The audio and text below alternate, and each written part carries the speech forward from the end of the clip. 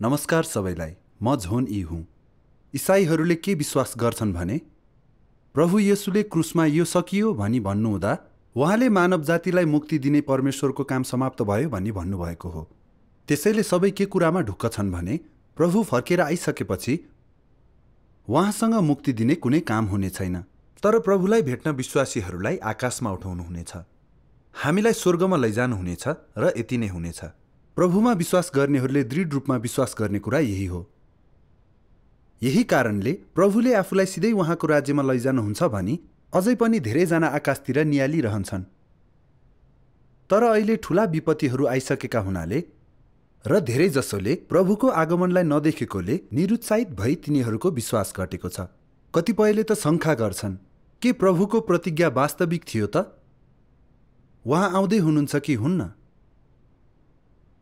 वास्तवमा धेरै पहिले नै प्रभु येशू मानिसको पुत्र भई गुप्त रूपमा आइसक्नु भएको छ र उहाँले धेरै सत्यता व्यक्त गर्दै र न्यायको काम परमेश्वरको घरबाट सुरु गर्दै हुनुहुन्छ। तर धेरै जस्तो मानिसहरूले परमेश्वरको आवाज र मण्डलीहरूका निमित्त पवित्र आत्माले बोल्नुभएका वचनहरू सुन्न चाहेका छैनन्। बरु सधैँ तिनीहरूले प्रभु आफूलाई स्वर्गमा लैजान बादलमा आउनुहुन्छ, जसले गर्दा प्रभुलाई स्वागत गर्ने मौका गुमाइरहेको कल्पना गरिराखेका छन्। त्यो आजीवन पश्चाताप हुनेछ। यो कुरा प्रभु येशूले क्रुसमा बोल्नुभएका वचनलाई मानिसले गर्ने व्याख्यासँग जोडिएको हुन सक्छ। यो सकियो। हामी यस वाक्यबाट सुरु गरौँ। किन धेरै विश्वासीहरूले प्रभु येशूले यो सकियो भन्नुलाई मानव जातिलाई मुक्ति दिने परमेश्वरको काम सकियो भनी बुझ्छन्? के यसको कुनै बाइबलीय आधार छ? के यसलाई पवित्र आत्माले पुष्टि गर्नुभएको छ? के प्रभुले मानवलाई मुक्ति दिन थप काम गर्ने छैन भनी कहिले भन्नुभयो? के यी वचनले परमेश्वरले गर्नुहुने मुक्तिको काम पूरा भएको जनाउँछ भनेर पवित्र आत्माले गवाई दिनुभएको छ? हामी निश्चिततासँग भन्न सक्छौँ, सक्दैनौँ। त्यसो भए किन सबैले प्रभु येशूका यी वचनहरूलाई परमेश्वरले मुक्तिको काम त्यति बेलै पूर्ण गर्नुभयो भन्ने अर्थमा लिन्छन्? त्यो अलिक हास्यास्पद छ, होइन र? परमेश्वरका वचनहरू बुझ्नु सहज काम होइन। 2 पत्रुस 1:20 यसो भनिएको छ, सबभन्दा पहिले यो जान कि पवित्र शास्त्र कुनै पनि अगमवाणीलाई व्यक्तिगत रूपमा अर्थ्याउनु हुँदैन। धर्मशास्त्रको अर्थ आफ्नै तरिकाले लाउँदा परिणाम अत्यन्तै गम्भीर हुन्छन्। फरिसीहरूका बारेमा विचार गर्नुहोस्। तिनीहरूले मसीहको बारेमा गरिएका अगमवाणीलाई व्यक्तिगत ढङ्गमा अर्थ्याए र परिणाम स्वरूप मसीह आउनुभयो। तर तिनीहरूले प्रभु येशूलाई आफूले भने भन्दा फरक देखे। फरिसीहरूले येशूलाई दोषी ठहर्याए। त्यसैले उहाँको कामलाई तिनीहरूले दोष दिए र उहाँलाई क्रुसमा समेत टाँगे। तिनीहरूले गम्भीर परिणामहरूको सामना गरे। यसले गर्दा प्रभु येशूले तिनीहरूलाई प्रत्यक्ष रूपमा दण्डाज्ञा दिनुभयो। तिनीहरू श्रापित भए। त्यसैले जब प्रभु येशूले क्रुसमा यो सकियो भनी भन्नुभयो, उहाँले के बारे भनिरहनु भएको थियो? यसलाई बुझ्नको लागि आखिरी दिनहरूमा प्रभुको पुनरागमनको बारेमा दिइएका बाइबलीय अगमवाणीहरू, विशेष गरी प्रभु येशूले व्यक्तिगत रूपमा गर्छु भन्नुभएका कुराहरू र उहाँले स्वर्गको राज्यको बारेमा भन्नुभएका दृष्टान्तहरूलाई होसियारी साथ विचार गर्नुपर्छ। यी कुराहरू आखिरी दिनहरूको उहाँको कामसँग नै सम्बन्धित छन्। प्रभु येशूले क्रुसमा यसो भन्दा वास्तवमा उहाँले के को बारे भनिरहनु भएको थियो भनी सही रूपमा बुझ्नलाई हामीसँग यी अगमवाणी र दृष्टान्तको आधारभूत बुझाइ हुनुपर्छ। हामीले यसलाई पूर्ण रूपमा नबुझे पनि त्यसको अर्थ मानिसलाई मुक्ति दिने परमेश्वरको कार्य पूर्ण रूपमा समाप्त भएको थियो भनेर हामीले मान्यता राख्न सक्छौँ भन्ने हुँदैन। यो एक मनमानी हास्यास्पद विश्वास हो। वास्तवमा यदि प्रभु येशूका अगमवाणी र स्वर्गको राज्यका दृष्टान्तहरूलाई गम्भीर रूपमा हामीले ध्यान दियौँ भने हामीले राज्य र पुनरागमन पछि प्रभुले गर्नुहुने कामको बारेमा आधारभूत बुझाइ प्राप्त गर्न सक्छौँ। अनि मात्र उहाँको यो सकियो भन्ने भनाइको गलत अर्थ लगाउने छैनौँ। प्रभु येशूले यसो भनेर भविष्यवाणी गर्नुभयो, मैले तिमीहरूलाई भन्नै पर्ने कुराहरू धेरै छन्, तर अहिले तिमीहरूले ती सहन सक्दैनौ। तैपनि जब उहाँ अर्थात् सत्यका आत्मा आउनुहुन्छ, उहाँले तिमीहरूलाई सारा सत्यतामा अगुवाई गर्नुहुनेछ। यदि कुनै मानिसले मेरो वचन सुन्छ र पनि विश्वास गर्दैन भने म त्यसको न्याय गर्दिन, किनभने म संसारलाई न्याय गर्न होइन, तर बचाउन आएँ। मलाई इन्कार गर्ने र मेरा वचनहरू ग्रहण नगर्नेलाई न्याय गर्ने एकजना हुनुहुन्छ। मैले बोलेको त्यो वचनले अन्तको दिनमा उसको न्याय गर्नेछ, किनभने पिताले कुनै मानिसको न्याय गर्नुहुन्न, तर पुत्रलाई नै सबै न्याय सुम्पनु भएको छ र न्याय गर्ने अधिकार पनि दिनुभएको छ, किनभने उहाँ मानिसको पुत्र हुनुहुन्छ। र 1 पत्रुसमा यसो भनिएको छ, किनभने परमेश्वरको घरानाबाट न्याय सुरु हुने समय आएको छ।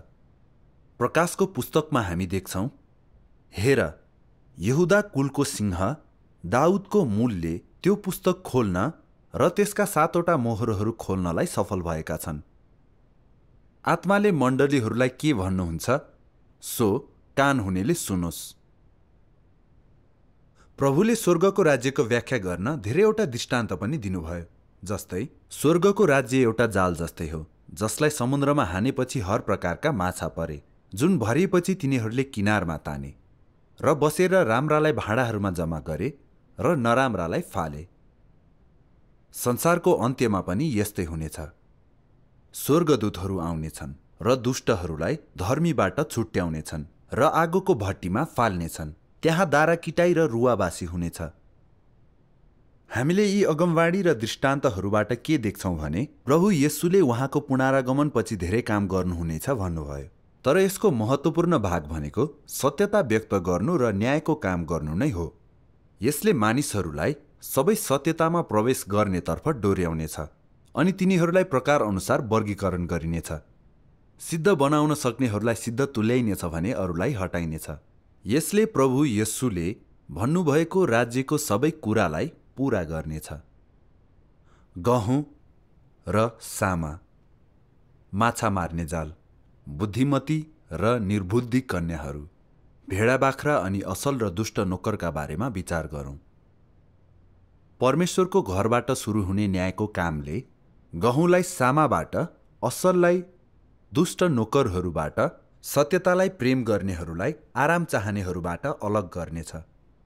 बुद्धिमती कन्याहरू थुमाको विवाह भोजमा सहभागी हुनेछन् र परमेश्वरद्वारा सिद्ध तुल्याइनेछन्। निर्बुद्धि कन्याहरूलाई के हुनेछ?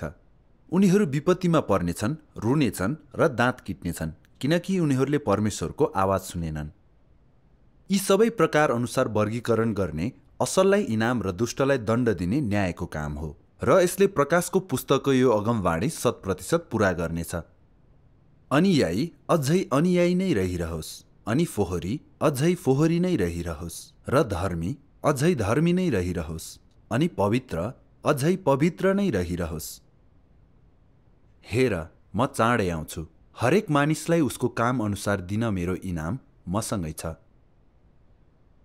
जब हामी प्रभु येशूका अगमवाणीहरूलाई साँचो रूपमा बुझ्छौँ, आखिरी दिनहरूमा प्रभु मुख्य रूपमा सत्यता व्यक्त र न्यायको काम गर्न आउनुहुन्छ भन्ने देख्छौँ अनि सबैलाई वर्गीकरण गरी तिनीहरूको परिणाम निर्धारित गर्नुहुन्छ। त्यसो भए के प्रभु येशूले क्रुसमा यो सकियो भन्नुहुँदा उहाँले मानव जातिप्रति परमेश्वरको मुक्तिको काम समाप्त भएको भन्ने दावी गर्न सक्छौँ? के हामी निरन्तर प्रभु येशू बादलबाट ओर्लिएर हामीलाई उहाँसँग भेट गर्नको लागि लैजानुहुनेछ भनेर मूर्ख बनिरहन सक्छौँ? के हामी अझै परमेश्वरले आखिरी दिनहरूको काममा व्यक्त गर्नुभएको सबै सत्यतालाई निन्दा गर्न सक्छौँ? के प्रभु आखिरी दिनहरूको न्यायको काम गर्न मानिसको पुत्रको रूपमा देहमा फर्कनुहुनेछ भन्ने तथ्यलाई निर्धक्क नकार्न सक्छौँ? ठूला विपत्तिहरू पहिले नै आइसकेका छन् र धेरै धार्मिक मानिसहरू अझै पनि उहाँले कहिल्यै छोड्नुहुने छैन भन्ने ठान्दै प्रभु फर्कनुहुने सपनामा देखिरहेका छन्। अब बिउझने समय भयो। तिनीहरू बिउझेनन् भने विपत्तिहरू समाप्त भएपछि र सर्वशक्तिमान परमेश्वर सबैको अगाडि देखा पर्नु भएपछि नयाँ स्वर्ग र पृथ्वी परमेश्वरले बनाइसक्नु भएको हुनेछ र धार्मिक संसारका सबै मानिसहरू बिलौना गर्दै आफ्नो दाँत किटिरहेका हुनेछन्। यसले प्रकाशको पुस्तकको यो अगमवाणीलाई पूरा गर्नेछ। हेर, उहाँ बादलहरूसहित आउनुहुन्छ अनि हरेक आँखाले उहाँलाई देख्नेछन् र तिनीहरूले पनि जुनलाई उहाँले घोचे अनि उहाँको कारण पृथ्वीका सबै जातिले विलाप गर्नेछन्। प्रभु येशूले क्रुसमा यो सकियो भनेर वास्तवमा के भन्न खोज्नु भएको हो भन्ने कुरा धेरैले सोध्न सक्छन्। वास्तवमा यो सरल छ। प्रभु येशूका वचनहरू सधैँ अत्यन्तै व्यवहारिक थिए। त्यसैले जब उहाँले यसो भन्नुभयो, अवश्य नै आफ्नो छुटकाराको कामलाई उल्लेख गरिरहनु भएको थियो।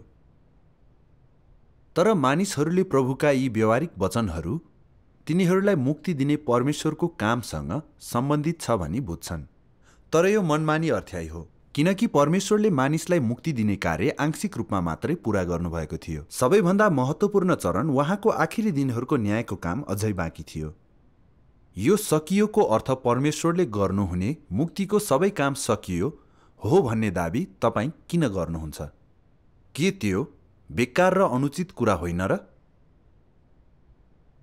प्रभु येशू आखिर किन क्रुसीकरण हुनुभयो? यसद्वारा उहाँले वास्तवमा के हासिल गर्नुभयो? परिणाम के आयो? यो कुरा विश्वासीहरूलाई थाहा छ, किनकि यस बारेमा स्पष्ट रूपमै बाइबलमा लेखिएको छ। प्रभु येशू मानवलाई छुटकारा दिन आउनुभयो। क्रुसीकरणको क्रममा प्रभु येशू मानव जातिको पाप बलि हुनुभयो। उहाँले सबैको पाप लिनुभयो ताकि मानिसहरूले दोषी ठहरिनु र मृत्युदण्ड भोग्नु नपरोस्। त्यसपछि मानिसले प्रभुमा विश्वास गरेर प्रार्थना गर्दै पाप स्वीकारेर आफ्नो पापको क्षमा र परमेश्वरको अद्भुत अनुग्रहको आनन्द पाउन सके। त्यो अनुग्रहद्वारा प्राप्त हुने मुक्ति हो र यही कुरा प्रभु येशूको छुटकाराको कामले हासिल भएको हो। विश्वासद्वारा हाम्रा पापहरू क्षमा गरिए पनि हामी सधैँ पाप नगरी बस्न सक्दैनौँ भन्ने कुरालाई कसैले पनि नकार्न सक्दैन।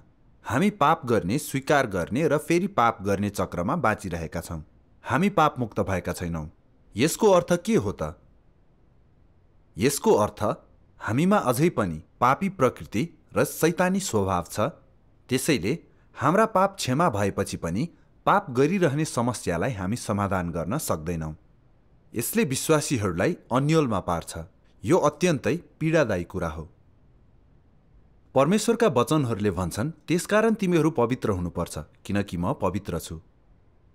परमेश्वर धर्मी र पवित्र हुनुहुन्छ, त्यसैले अशुद्ध जो कोहीले उहाँलाई देख्न सक्दैनन्। सधैँ पाप र परमेश्वरको विरोध गर्दै हिँड्ने मानिसहरू कसरी उहाँको राज्यमा प्रवेश योग्य हुन सक्छन्? मानिसहरू पापबाट पूर्ण शुद्ध हुन सकेका छैनन्। त्यसैले के मानव जातिलाई मुक्ति दिने परमेश्वरको काम साँच्चै पूरा भएको हुन सक्छ? परमेश्वरको मुक्ति पूर्ण मुक्ति हुनेछ। उहाँले त्यसरी आफ्नो काम आधामा छोड्नुहुन्न।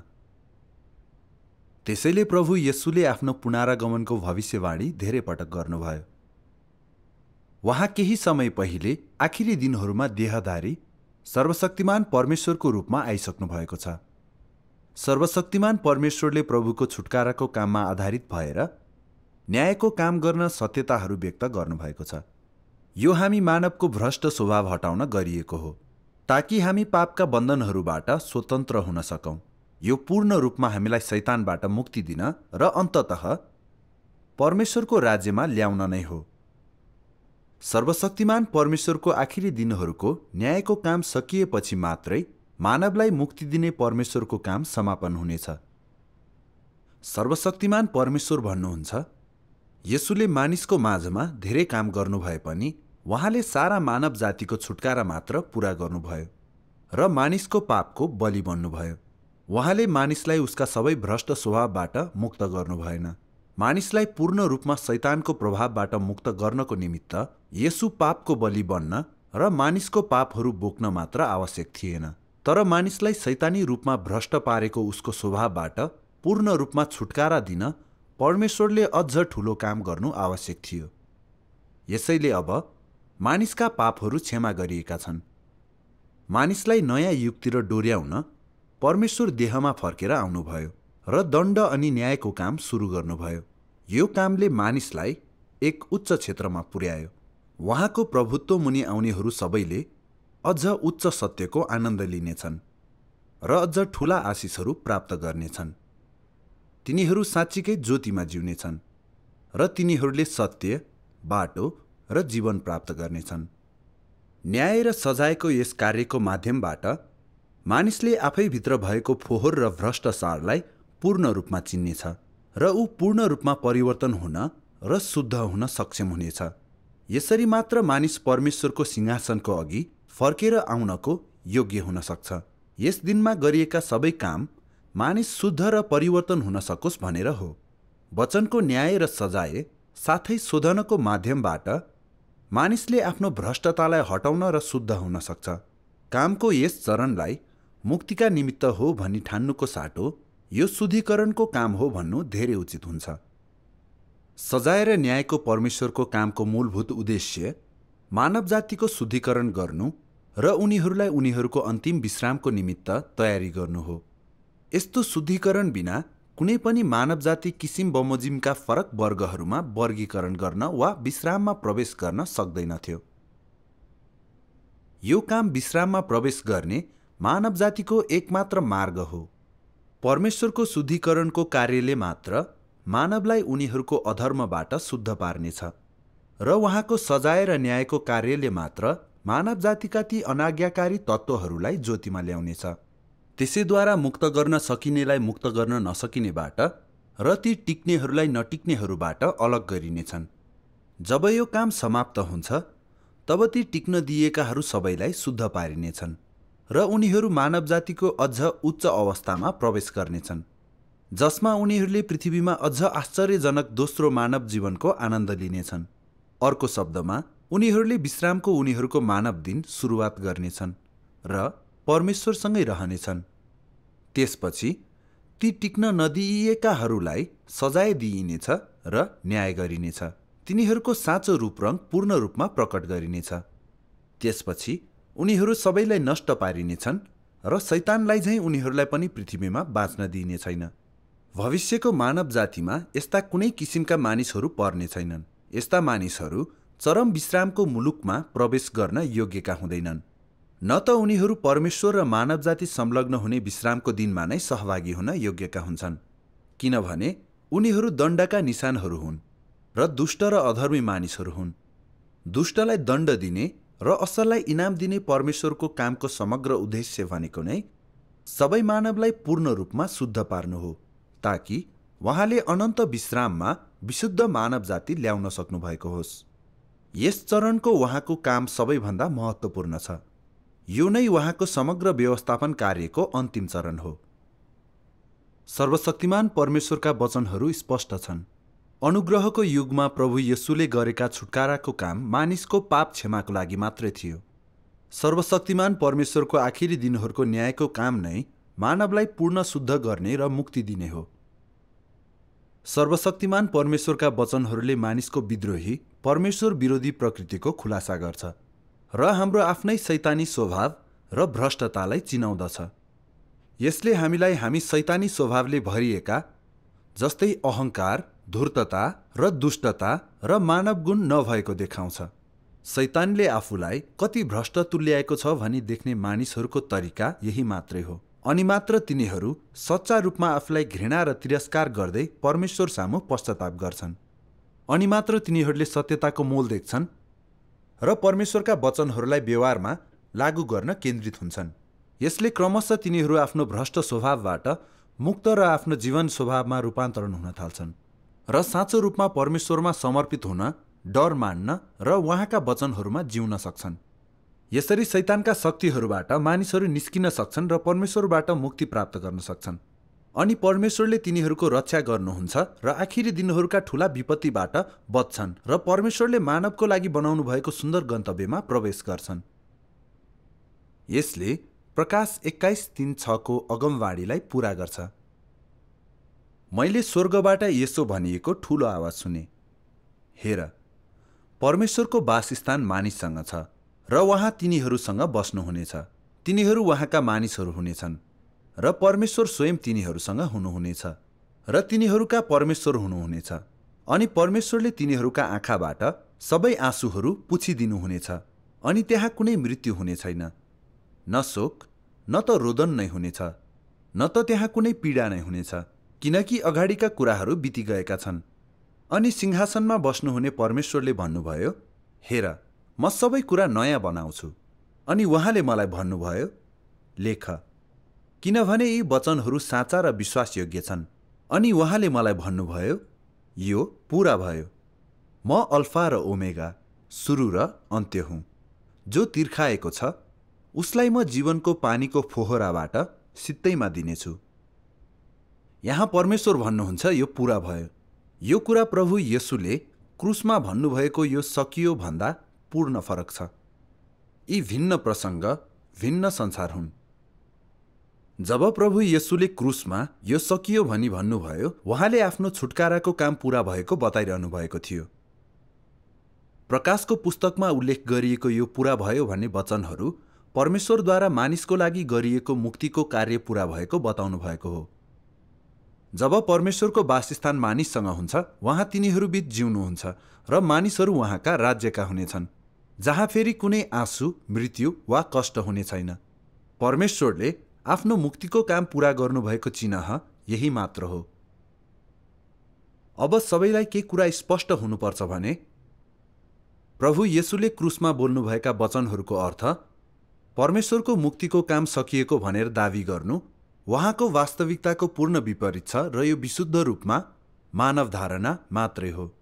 यो प्रभुका वचनहरूको गलत व्याख्या हो जुन भ्रामक छ र कति मानिसहरू भ्रममा परेको छन् त्यो भन्न सकिँदैन।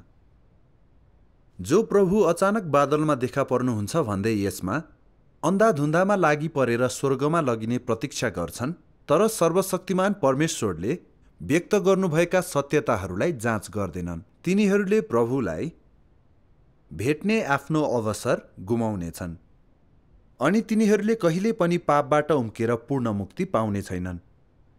त्यसपछि जीवनभरिको विश्वास व्यर्थ हुनेछ र तिनीहरू विपत्तिमा पर्ने र परमेश्वरद्वारा हटाइने कुरा निश्चित छ। सर्वशक्तिमान परमेश्वर भन्नुहुन्छ, आखिरी दिनहरूका ख्रीष्टले जीवन ल्याउनुहुन्छ अनि सत्यको नित्य रहने र अनन्त बाटो ल्याउनुहुन्छ। मानिसले जीवन प्राप्त गर्ने मार्ग यही सत्य नै हो र यो एकमात्र मार्ग हो जसद्वारा मानिसले परमेश्वरलाई चिन्नेछ र परमेश्वरद्वारा स्वीकार गरिनेछ। यदि त आखिरी दिनहरूका ख्रीष्टले प्रदान गर्नुभएको जीवनको खोजी गर्दैनस् भने तैँले कहिले पनि येशूको स्वीकृति प्राप्त गर्ने छैनस् र स्वर्गको राज्यको ढोकामा प्रवेश गर्न कहिले पनि योग्य हुने छैनस्, किनभने त इतिहासको कठपुतली र कैदी दुवै होस्। नियमहरूको, अक्षरहरूको नियन्त्रणमा हुनेहरू र इतिहासको बन्धनमा बाँधिनेहरूले कहिल्यै पनि जीवन प्राप्त गर्न सक्ने छैनन्, न त जीवनको अनन्त बाटोलाई नै पाउनेछन्।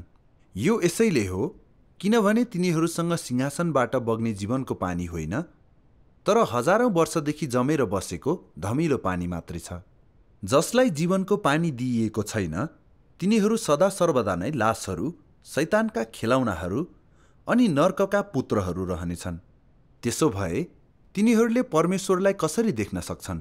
यदि त विगतलाई मात्र पर्खिराख्ने प्रयास गर्छस्, ठिङ्ग उभिएर काम कुराहरूलाई यथास्थितिमा राख्ने प्रयास मात्रै गर्छस् र यथास्थितिलाई परिवर्तन गर्ने र इतिहासलाई त्याग्ने प्रयास गर्दैनस् भने के त सधैँ परमेश्वरकै विरुद्धमा हुने छैनस् र?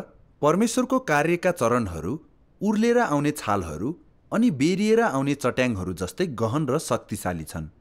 तैपनि त आफ्नो मूर्खतामा टाँसिँदै र केही पनि नगरिकन विनाशको प्रतीक्षा गर्दै निष्क्रिय रूपमा बस्छस्। यसरी तँलाई थुमाका पाइलाहरू पछ्याउने व्यक्तिको रूपमा कसरी लिन सकिन्छ? तैँले पक्रेर बसेको परमेश्वर सधैँ नयाँ र कहिले पुरानो नहुने परमेश्वर हुनुहुन्छ भनेर तैँले कसरी पुष्टि गर्न सक्छस्? अनि तेरा पहेँला भइसकेका पुस्तकहरूले तँलाई कसरी नयाँ युगमा लैजान सक्छ? तिनले कसरी तँलाई परमेश्वरको कार्यका चरणहरूको खोजी गर्न अगुवाई गर्न सक्छन्?